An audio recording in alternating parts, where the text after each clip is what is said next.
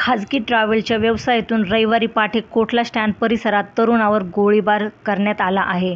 सुदैवाने त्यात गोळी लागली नाही, परंतु 5 ते 6 जणांना त्यांच्यावर कुऱ्हाडी व चॉपरने वार केले आहेत. त्यात तो गंभीर जखमी झाला.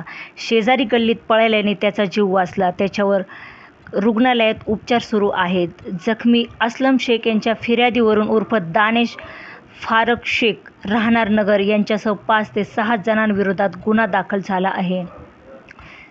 दरम्यान घटना घडल्यानंतर तोफखाना पोलिसांनी घटनास्थळी धाव घेतली. परिसरातील सीसीटीव्ही फुटेज ताब्यात घेतले असून आरोपीचा कसून शोध सुरू आहे. मात्र अद्याप पोलिसांना आरोपींचे धागेदोरे लागलेले नाहीत.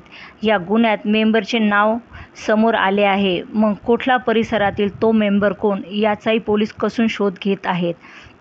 ऐन निवडणुकीच्या काळात शहरात तरुणांवर गोळीबार व कुऱ्हाडीचे वार झाल्याने खळबळ उडाली आहे. तोफखाना पोलिसांनी आरोपींच्या शोधासाठी स्वतंत्र पथक तयार केले आहे. आरोपींची कसून शोध घेतला जात आहे.